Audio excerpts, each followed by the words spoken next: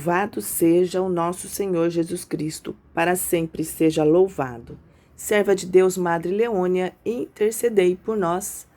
Amados irmãos e irmãs em Cristo Jesus, sejam muito bem-vindos, sejam muito bem-vindas a mais um santuário em casa.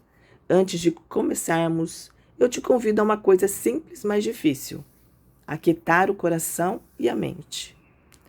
Desliga um pouco o barulho de fora. Respira fundo, porque Deus só fala no silêncio que a gente oferece. Hoje o Senhor nos chama a sentar com Ele e meditar sobre os números 63 a 67 da exortação apostólica de Lecce Te, do Papa Leão XIV.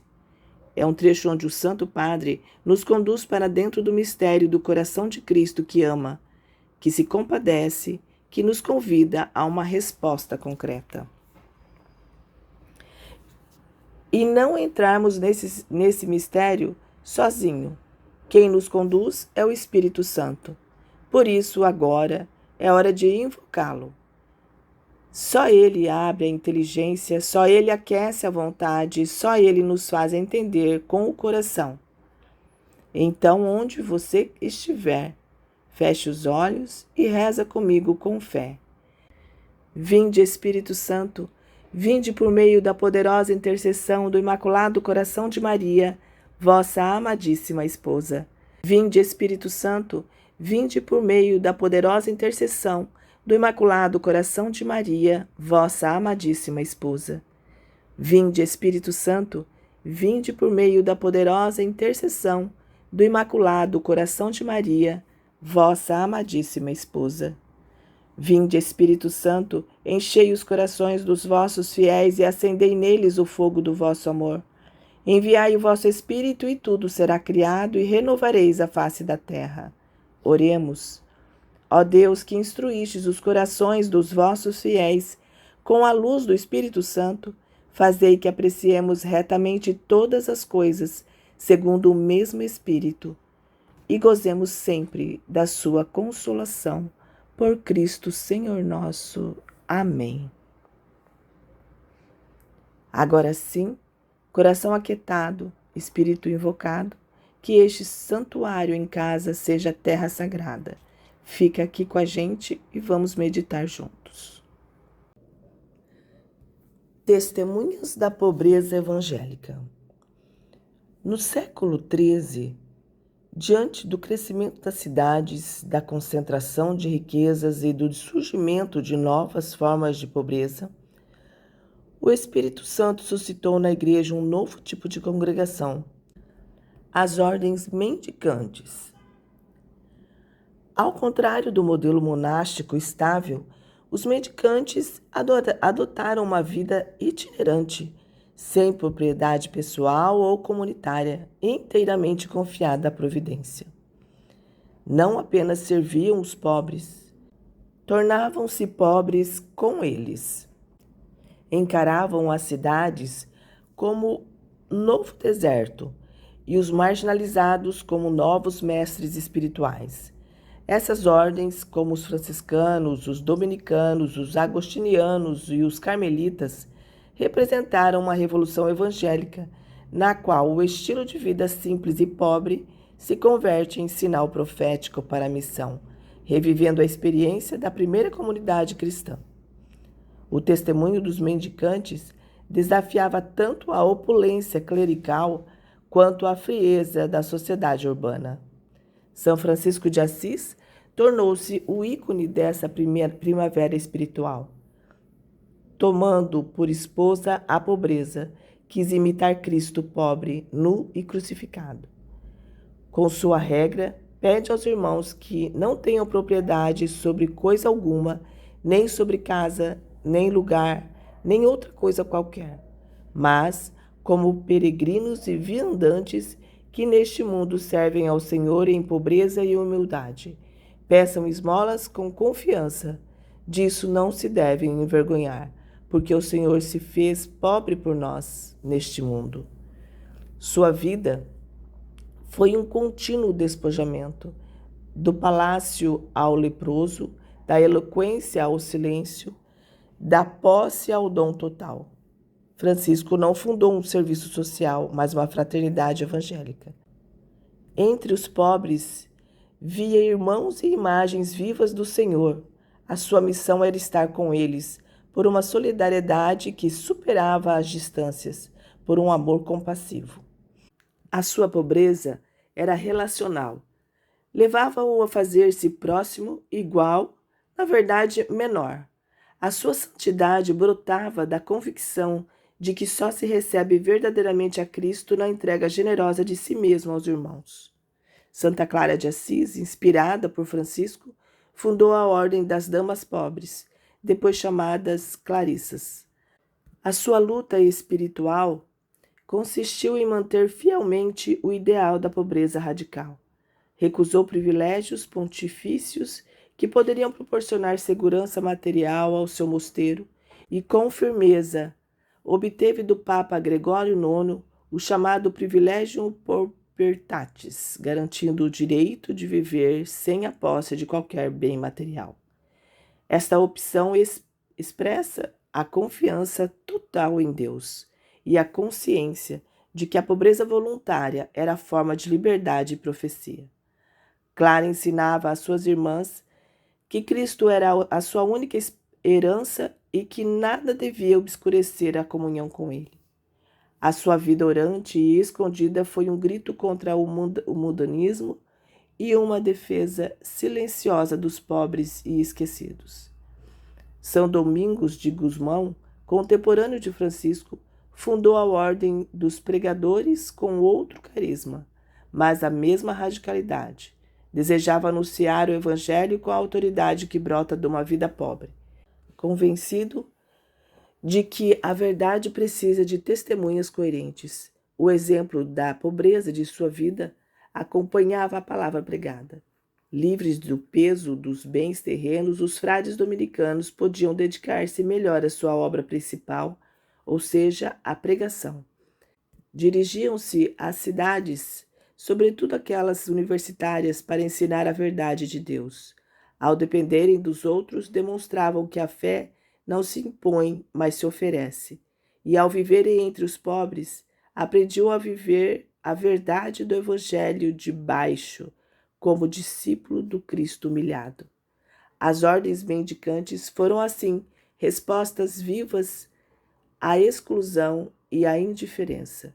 Não propuseram expressamente reformas sociais, mas uma conversão pessoal e comunitária à lógica do reino. A pobreza nelas não era resultado de escassez de bens, mas uma escolha livre. Fazer-se pequeno para acolher o pequeno. Como disse Tomás de Celano sobre Francisco, passou a ser o maior amigo dos pobres. Despediu-se para vestir os pobres, procurando assemelhar-se a eles. Os mendicantes tornaram-se sinal de uma igreja peregrina, humilde e fraterna, que vive entre os pobres não por estratégia proselitista, mas por identidade. Eles ensinam que a igreja é luz quando se despoja de tudo e que a santidade passa por um coração humilde e dedicado aos pequenos.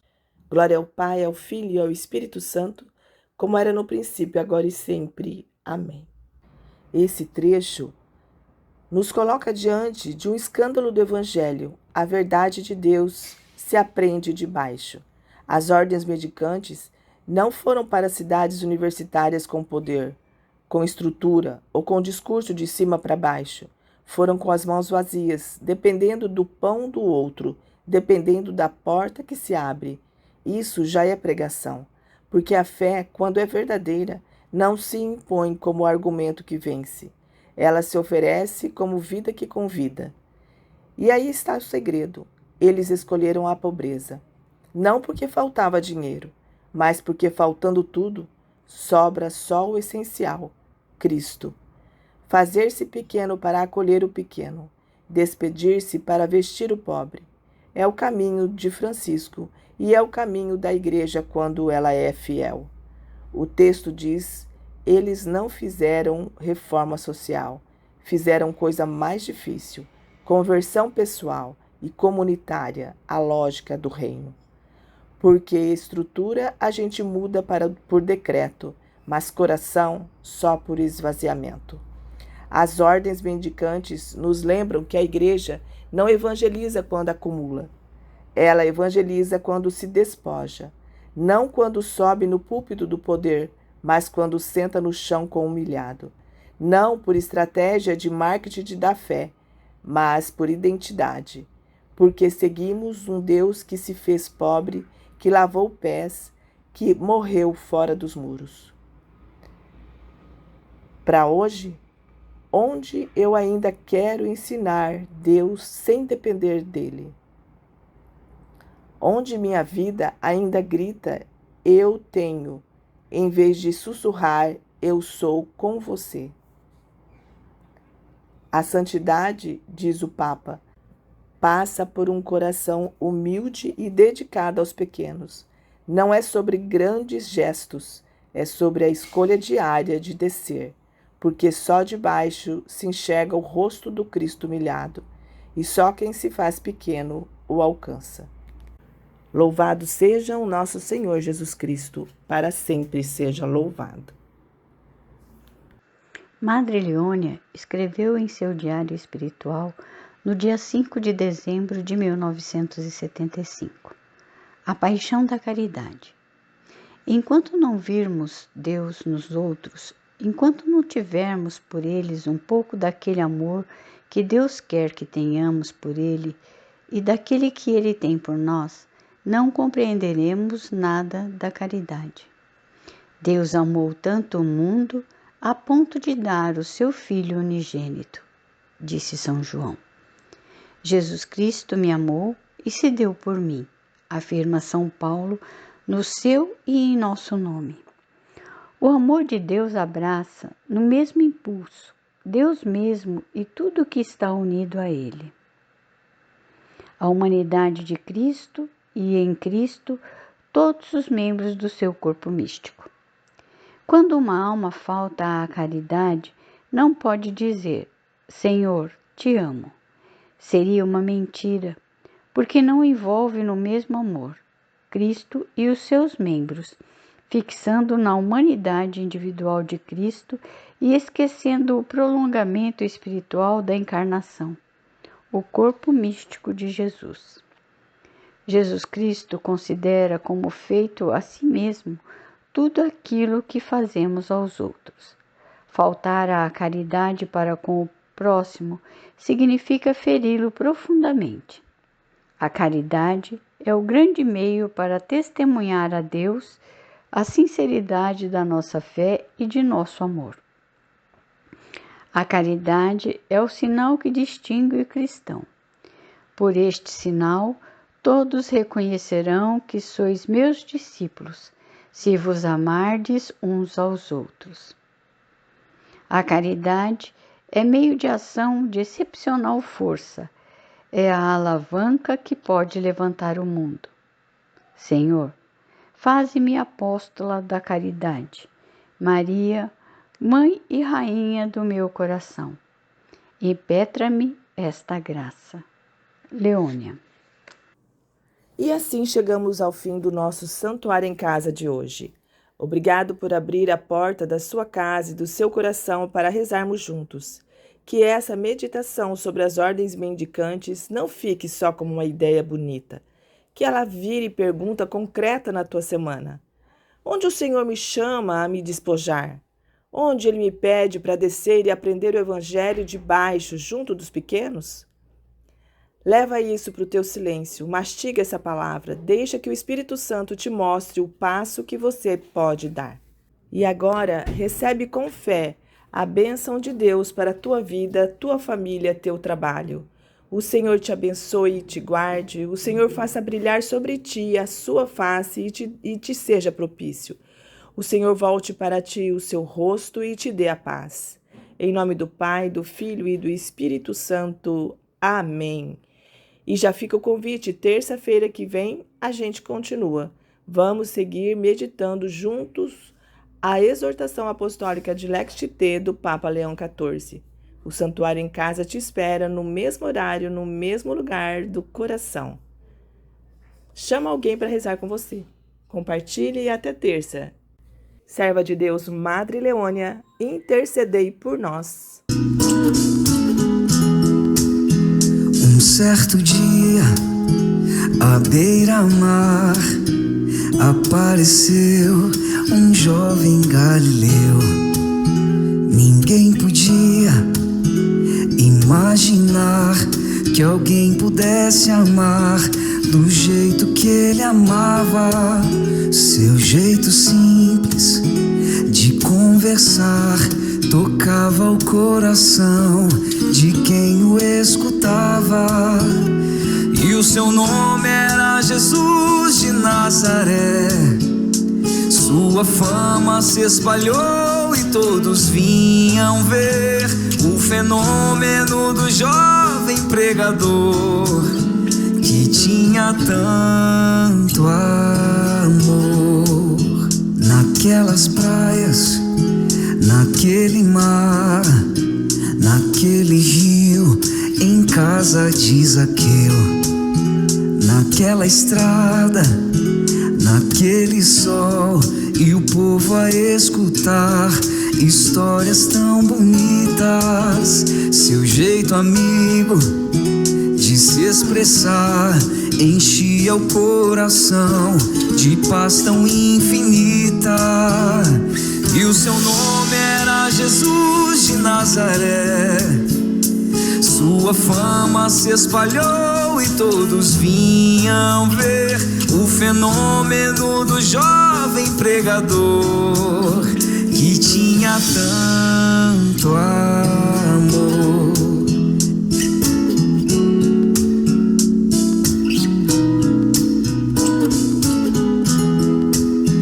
Naquelas ruas, naquele chão, naquele poço e em casa de Simão, naquela relva, no entardecer, o mundo viu nascer a paz e a esperança. Seu jeito puro de perdoar fazia o coração voltar a ser criança. E o seu nome era Jesus de Nazaré. Sua fama se espalhou e todos vinham ver o fenômeno do jovem pregador, que tinha tanto amor. Um certo dia, ao tribunal, alguém levou o jovem Galileu. Ninguém sabia qual foi o mal e o crime que ele fez, quais foram seus pecados. Seu jeito honesto de denunciar mexeu na posição de alguns privilegiados, e mataram a Jesus de Nazaré, e no meio de ladrões puseram sua cruz. Mas o mundo ainda tem medo de Jesus, que tinha tanto amor.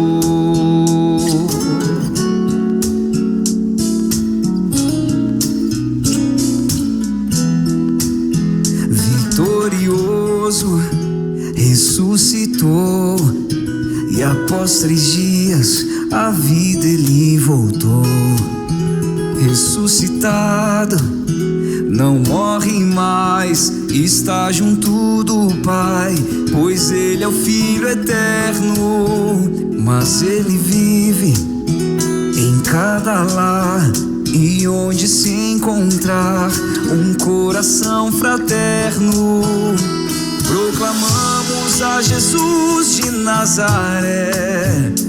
Glorioso e triunfante, Deus conosco está. Ele é o Cristo, é a razão da nossa fé, e um dia voltará.